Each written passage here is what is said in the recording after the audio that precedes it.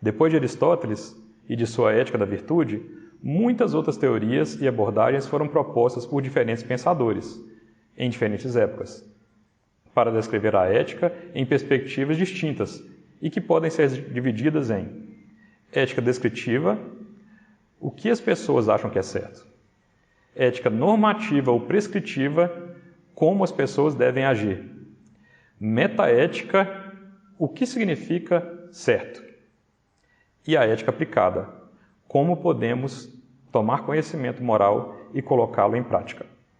Também derivam dessas quatro as inúmeras subdivisões práticas, como a ética profissional, ética empresarial, ética econômica, ética do trabalho, ética ambiental, ética científica, bioética e muitas outras.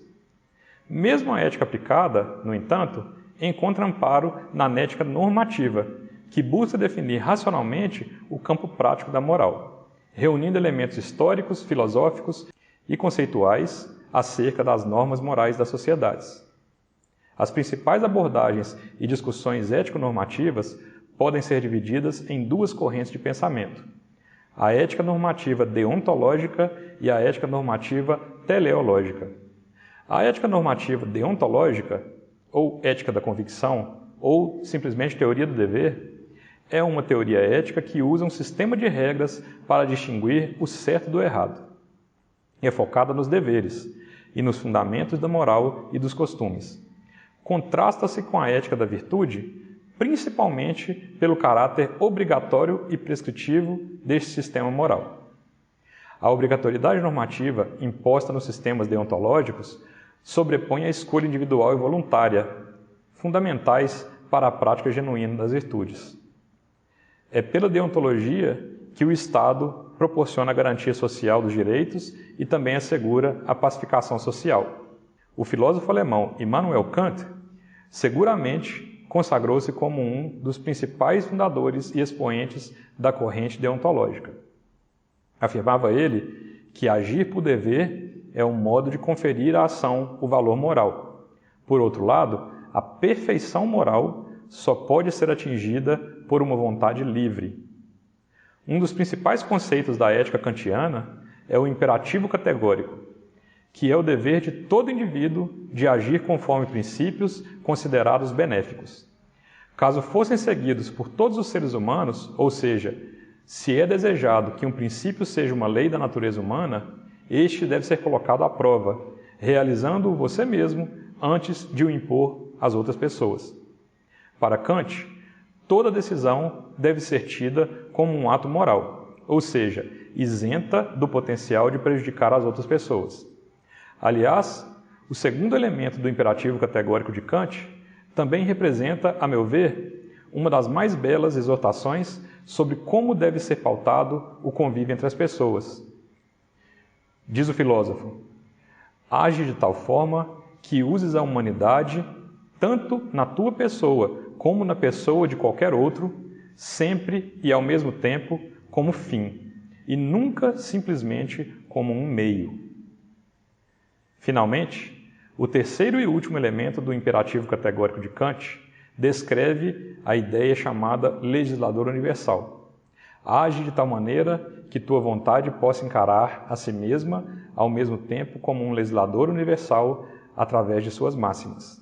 A ética deontológica, por fim, pode ser dividida em duas vertentes: a ética do princípio, que é dirigida pela obediência às normas morais e valores, quando esses se convertem em mandamentos, e a ética da esperança, que é dirigida pelos sonhos e ideais que se tornam exigências sagradas. Nas organizações, a aplicação da ética deontológica é bastante frequente, ao serem exigidos comportamentos e obediência às regras, normas e costumes consagrados pela organização e por sua cultura organizacional. Nas profissões, a ética deontológica se refere ao conjunto de princípios e regras de conduta que formam os deveres profissionais, inerentes ao exercício de cada profissão, conforme seu código de ética e a sua categoria. Lembrando que esses códigos de ética profissional são normas e condutas estabelecidas pelos próprios profissionais, tendo em vista a correção de suas intenções, em relação a direitos, deveres e princípios nas relações entre o profissional e a sociedade. Já a ética normativa teleológica tem como principal foco os fins em que a obrigatoriedade de uma ação deriva de sua finalidade ou de suas consequências prováveis. A maioria das pessoas concorda, por exemplo, que mentir é algo errado e reprovável. Contudo, se contar uma mentira ajudar a salvar uma vida, essa seria a coisa certa a se fazer de acordo com a ótica consequencialista. Os consequencialistas defendem que cada um seja responsável por aquilo que faz. Imagina os impactos que as suas ações poderão provocar e decide pela opção que trouxer mais resultados positivos para o maior número de pessoas ou, dos males, o menor. Os críticos da ética teleológica argumentam que pode ser difícil ou mesmo impossível saber qual será o resultado de uma ação antes do tempo. Além disso, essa ética também pode induzir ou justificar comportamentos e ações moralmente questionáveis, ainda que seus resultados possam ser bons. Suponhamos, por exemplo, que os economistas pudessem provar que a economia mundial seria mais forte e que a maioria das pessoas seria mais feliz, mais saudável e mais rica, se simplesmente escravizássemos 2% da população. Embora uma maioria de pessoas fosse se beneficiar dessa ideia, essa mesma maioria dificilmente concordaria com isso. Mas se julgássemos a ideia apenas por seus potenciais resultados, como propõe o consequencialismo clássico, o fim justificaria os meios. Aliás, para quem acompanhou o filme Vingadores, Guerra Infinita, foi exatamente essa a ética utilizada por Thanos, quando justificou ter de utilizar as joias do infinito para eliminar metade da população do universo, sob o argumento de que assim estaria salvando a outra metade. Na vida real, ideias dessa natureza, infelizmente, já estiveram presentes em diversos momentos da nossa história, como, por exemplo, no caso da eugenia, que tinha como proposta melhorar a humanidade através da seleção dos melhores indivíduos e da eliminação dos indivíduos considerados inferiores. O episódio mais conhecido de nossa história foi o nazismo. Também a ética teleológica pode ser dividida em duas diferentes ramificações. A ética da finalidade, que define o cumprimento dos objetivos a qualquer preço, pressupondo que a bondade dos fins justifica os meios utilizados. Uma derivação específica da ética da finalidade é o hedonismo, que, como visto anteriormente, só considera que algo é bom se a sua consequência produzir prazer e evitar a dor. A outra vertente teleológica seria a ética utilitarista, que busca garantir que as decisões tomadas gerem o máximo de benefício para o maior contingente possível de pessoas. De modo geral, as ações individuais ou coletivas que tenham repercussões morais se inscreverão em algumas das teorias éticas apresentadas, e dependendo da forma e do conteúdo dessas ações, se enquadram em uma dessas éticas, do princípio, da esperança, da finalidade ou do utilitarismo. Quando a ética está ausente numa comunidade, prosperam o desequilíbrio e a corrupção. Um estudo feito pela ONU aponta que o custo da corrupção no Brasil pode ser de até 200 bilhões de reais por ano, o que representa entre 4% e 5% do nosso PIB. A estimativa é de que só nos últimos 10 anos a ação de corruptos subtraiu cerca de 2 trilhões e 400 bilhões de reais dos cofres públicos brasileiros. A corrupção tira boa parte das crianças das escolas e as que ainda as têm, nega-lhes a merenda e a qualidade do ensino.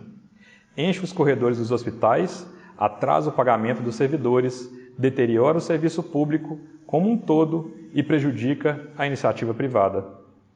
No mundo, os custos da corrupção superam 5% do PIB global e alcançam um desfalque anual de mais de 2,6 trilhões de dólares. Por mais caótico que seja tal cenário, uma melhora só se faria possível pelo engajamento de todas as pessoas físicas e jurídicas, tanto no combate da corrupção, quanto na prática e na disseminação de um agir ético. Os impactos da qualidade dos cidadãos sobre a qualidade dos governos é incontestável Um estudo do pesquisador Robert Putnam, neste sentido, demonstrou que em regiões pouco cívicas, os governos são marcados por posturas autoritárias e verticalizadas. A corrupção é maior e as desigualdades são acentuadas. Nessas regiões, parece inútil aos cidadãos seguir as regras, pois o esperado é que todos os outros as infrinjam. Predominam os grupos que atuam somente em favor próprio, buscando vantagens imediatas e materiais para si e também para os seus. Em contrapartida, quanto mais cívica é uma região, mais eficaz é o seu governo. Uma comunidade cívica é aquela caracterizada por cidadãos imbuídos de espírito público e por uma estrutura social firmada na confiança e na colaboração. Predominam valores como integridade, honestidade, confiança e a observância das leis. E os cidadãos agem uns com os outros como esperam que os outros ajam com eles próprios. O autor ainda esclarece que os indivíduos em uma comunidade cívica não precisam ser necessariamente altruístas, mas precisam sim ser capazes de, ao agir em favor de seus próprios interesses, manter-se sensíveis aos interesses da comunidade e ao bem comum. Consequentemente, o oportunismo, a hipocrisia e a desconfiança generalizada são superados.